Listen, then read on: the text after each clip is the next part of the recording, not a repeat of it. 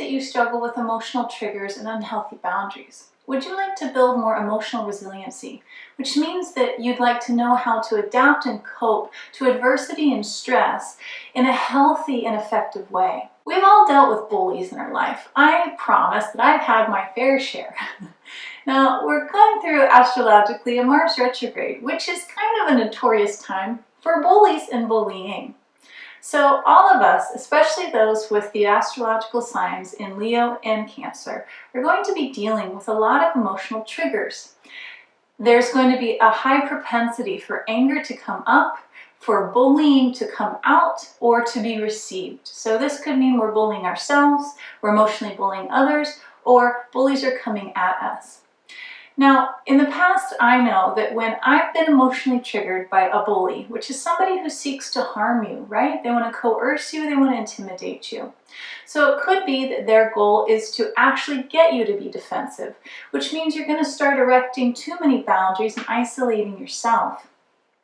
So it's really important, first of all, to stop and observe our triggers. Understand what's happening, what's behind the triggers, what's come up in us. And start to notice, how are we choosing to react? Two very common ways are blame and resentment. Now, both of these reactions are a lack of us taking responsibility and a lack of boundaries. Resentment is common in women more than men because resentment comes from feeling that we have not had reciprocity.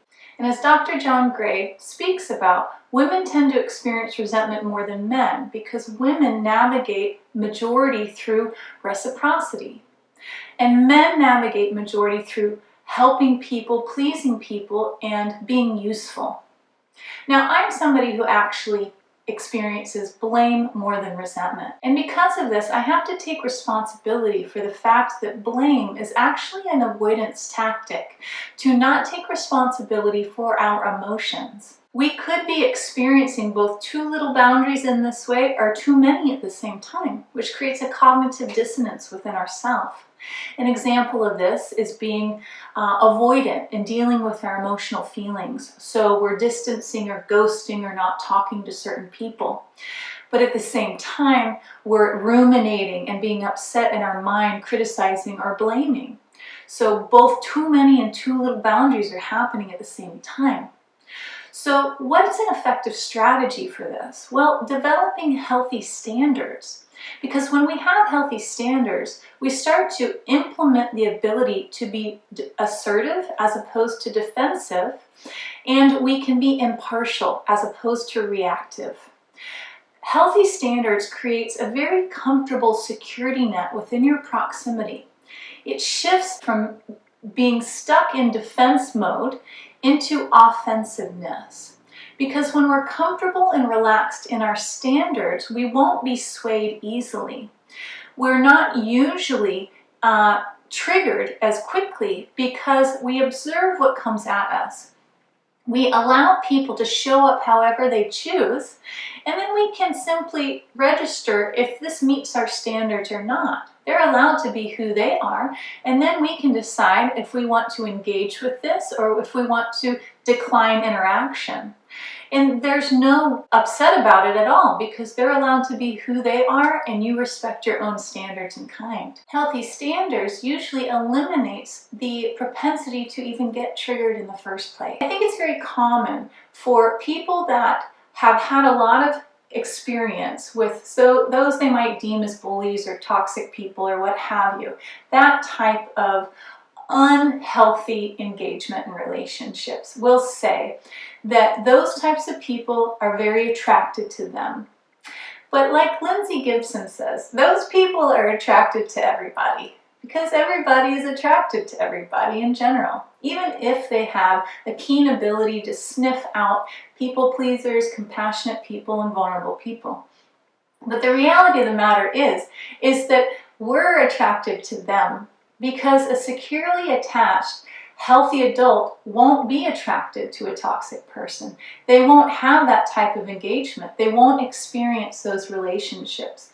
And if they do come encounter with these types of people, once that person reveals any level of emotional immaturity or toxicity, an emotionally secure and healthy adult will disengage quickly and uphold their standards.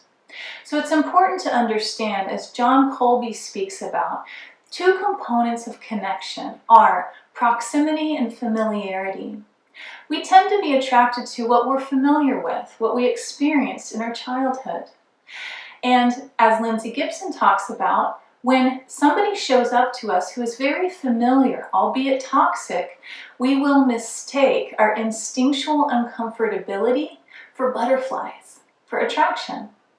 And our inner child is then running the show. Dr. John Gray talks about how a child reacts in a hurt way and perceives emotional harm when they're experiencing something that they don't like.